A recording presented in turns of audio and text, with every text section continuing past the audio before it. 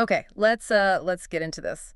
You ever look at someone's career and it just seems like they took this massive left turn? Oh, yeah. Like, totally switch gears. Yeah, Maybe from something super technical, academic, to suddenly being out there talking to everyone. exactly. Like making really complex stuff, understandable. It can look like a complete jump. But often, when you dig a bit deeper, you find these, like, hidden threads, right? Yeah. Core ideas or ways of thinking that actually link it all together. Yeah, what looks like a pivot is more like an evolution. And figuring that out, that's what we're trying to do today. We're doing a deep dive into the journey of Dr. Tanet Wonghong. Right. I want to map out his path, understand that sort of foundational expertise he built up. See how he moved towards AI, and crucially, what connects his academic background to what he's doing now is this public educator figure. And we're basing this on the sources we've got right here. And before we really jump into the meat of it, the sources make a couple of really important points, just for clarity, things we need to get straight right away. Yeah, good call. Crucial facts first. Okay, number one. Dr. Tanet Wonghong, the AI expert we're talking about. He's not the same guy as the Thai actor, Phutna Hongmanup. Right. Similar first name, totally different people. Just need to be super clear on that. Definitely. And second point. The organization he founded, Bangsaen AI, that's his main thing now. It's very specifically his personal brand and educational unit. Okay. The sources are really explicit. It's completely separate, not connected at all to other places with maybe similar names you might see mentioned, things like BNSN.ai in Florida, or big Thai companies like AIA or AIS. Or even Tenet Technology or Bangsaen Architect Company Limited. Huh. Got it. Bangsaen AI is his specific venture. Exactly. Just his thing. Okay, key distinctions make. So with that clear, where does his story really kick off? The sources say it starts with this really solid academic grounding in control systems, which might not scream AI to most people initially, right? Not the first thing you think of, maybe. But yeah, that foundation started in Thailand. Solid engineering degrees from Kasetsart University, a bachelor's in electrical engineering back in 2000, and then a master's in 2003. But then things get pretty serious, academically speaking. He goes international for his doctorate. Yeah, he pursued a Dr. Eng, which is, a highly respected German engineering doctorate from TU Dortmund University. Finished that up in 2010. And he wasn't just studying there, was he? He was embedded in research for quite a while. For years, yeah. Yeah. Almost 6 years as a researcher, from late 2003 to late 2009. And what was the focus of that PhD research? You said control systems, but it was something specific. It was a specialized area called Unfalsified Adaptive Control. Okay. Unfalsified adaptive control. Let's unpack that a bit. For those of us, not living and breathing control theory, what's the core idea? Why was it important? Sure. So think about traditional ways to control something complex, like a chemical process or maybe a sophisticated robot. Usually you need a really, really good mathematical model of how it works. Right. You need to predict exactly what happens when you tweak something. Exactly. And building those perfect models for messy, real-world systems, it's incredibly hard. Sometimes, basically impossible. Makes sense. So unfalsified adaptive control kind of flips the script. Instead of needing that perfect model up front, it tests out different potential ways to control the system, different controllers, against the actual data coming from the system in real time. So it's watching how this system really behaves. Yeah. It has this set of candidate controllers, and it sees which ones are actually performing well based on live feedback. It doesn't need to know why they work perfectly, just that they're working. So it's less about prediction from a model, more about observing and selecting what's effective right now, getting rid of the ones that are clearly failing or making things unstable. Precisely. It finds the controllers that haven't been falsified, the ones that haven't been proven wrong by the real-time data. This was super useful for those complex industrial things like chemical reactors, where, getting the model right is a nightmare. Okay, that clicks. And the sources mentioned Dr. Tanet made a specific leap forward here using something, evolutionary algorithms. Yes, that was his key contribution highlighted in the sources. So traditional unfalsified control might just switch between a fixed pre-designed set of controllers. Okay. Dr. Tanet's work, though, proposed using evolutionary algorithms to, optimize that set of controllers on the fly, or even generate new, potentially better controllers in real time based on performance. Wow, okay. So not just picking the best of the existing bunch, but actually evolving better control strategies as you go. That sounds much more adaptive, much more robust. Totally. It really pushed the envelope on how these systems could learn and improve from data. You see it in his publications from that time, journal articles, conference papers, mostly between 2007 and 2015, often with his advisor, Professor Sebastian Engel. And he wrote a book on it, too. Yeah, summarizing the PhD work in 2010. And there's even mention of an invited talk he gave at USC around 2011. Interestingly, some materials listed him as being from University of Bangkok, probably just for simplicity for an international audience. Makes sense. And he's still connected to this field, even recently. Apparently so. A 2023 article shows he's still engaged with control theory, which suggests it's, a deep intellectual root for him. Okay, now here's where it gets really interesting, connecting the dots to AI. The sources point out this, like conceptual parallel. His work on systems learning from performance data without a perfect model. It sounds a lot like some core ideas in AI and machine learning, doesn't it? It absolutely does. You think about something like reinforcement learning in AI. Yeah. An AI agent tries things, gets rewards or penalties, basically, performance feedback from its environment, and it figures out the best way to act through trial and error. It adapts based on results, not because it has some perfect pre-programmed map of the world. That's a great analogy. So the connection isn't just learning from data, it's deeper.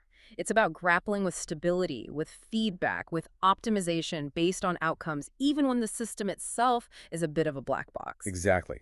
That kind of background, that discipline from control theory, it gives you a different lens for looking at AI. You're not just seeing a complex neural network. You're instinctively thinking about, okay, what makes this stable? How does the feedback work? Is it truly optimizing based on real performance? It's like a built-in focus on the dynamics, the learning process itself, not just the shiny new algorithm, a first principles kind of view. You got it. And the sources point to a specific moment that really bridged this deep background with modern AI tools. He took a Deep Learning Nano Degree from Udacity in 2017. Ah, okay. So that was the practical skill up in things like neural networks. Seems like it. That Udacity course was probably key in equipping him with the specific tools and techniques of modern deep learning, building that bridge from his control theory foundation to current AI applications. Right. So incredible foundation laid, modern skills added. What's the next chapter? How does he become this public educator, this expertpreneur? Well, after his time in Germany, he did return to academia in Thailand for a bit. He was a lecturer, then an assistant professor at Kesetsart University's Sriracha campus in electrical engineering. Okay, back in the university system. But that 2017 Udacity course felt like a turning point. It really seems to signal that shift towards applied AI. And pretty soon after that, he starts building his public platform, Bangsaen AI. And what was driving that shift, moving away from the purely academic track? The sources mention his personal motto, which seems really central: create difference. Create difference. Yeah, it suggests this drive to take all that deep technical knowledge he has and apply it more broadly to make a practical impact beyond maybe what traditional academic paths easily allow. That really frames it well, taking the expertise and finding a new channel. And that channel became Bangsaen AI Research Center. He founded that. That's right. He's the director and CEO.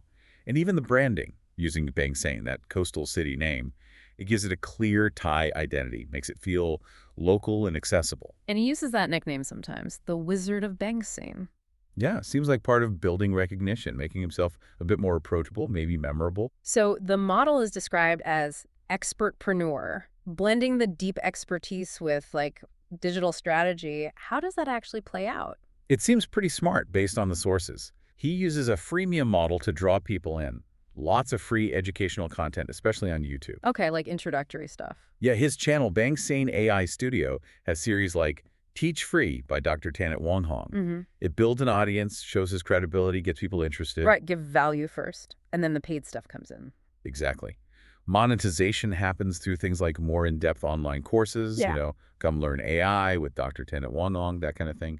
And also one-on-one private consulting, often done over Google Meets. And potential ad revenue, too.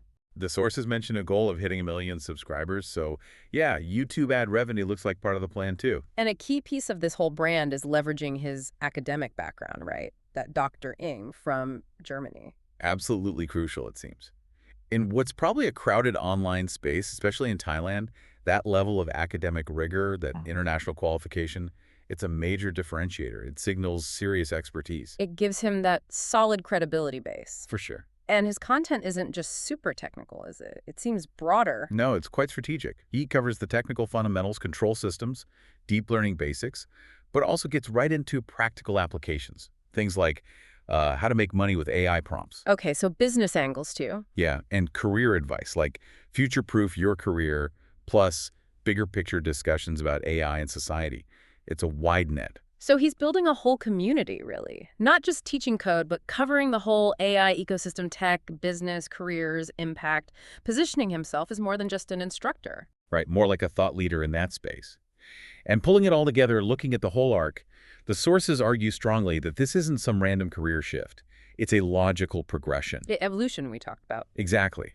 That strong control theory background focusing on data-driven systems, adaptation, optimization based on performance. It gives him that unique first principles way of looking at AI we were discussing. Yeah, that deep understanding of how systems learn and adapt, even complex ones, that's got to be incredibly valuable when you're dealing with AI. It's a solid intellectual toolkit. It really seems to be. And specifically in Thailand's AI scene, the sources paint him as this significant, independent voice.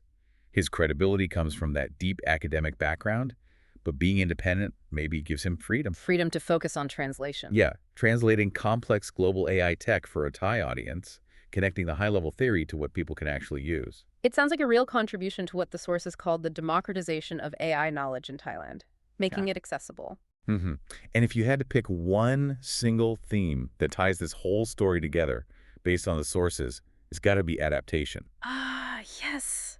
That keeps coming up. It fits perfectly. Think about it. His academic research was literally about designing adaptive controllers, systems that learn and adjust. Then he personally adapted his own skills, grabbing onto deep learning in 2017. Right. Then he adapted his career path, moving from the traditional academic route to this modern digital expertpreneur model. And now his whole mission with Bangsaen AI is about helping others, individuals, businesses in Thailand adapt to this age of AI. It weaves it all together, doesn't it? It shows this amazing continuity between his intellectual fascination with adaptation and his real-world mission to help people adapt, all driven by that motto, create difference. So we've traced this path from deep German-based research in adaptive control right through to him being this key independent voice democratizing AI knowledge in Thailand. And yeah, the theme tying it all together really is adaptation. So thinking about this journey, what's the takeaway for you listening to this? Well, his story really shouts about the value of building that strong foundational knowledge, even if it seems niche at the time.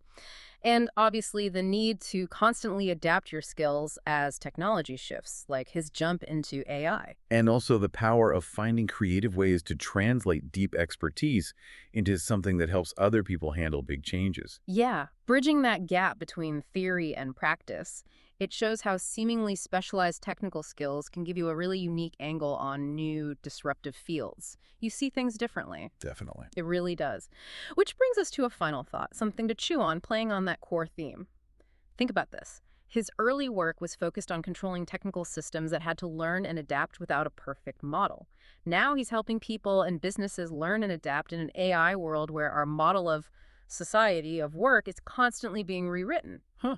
That's a fascinating parallel, the systems he studied and the system he's now helping people navigate. Exactly. What does that parallel between his fundamental research subject and his current life's work tell us about our own need, perhaps the fundamental human need, for continuous adaptation in this era?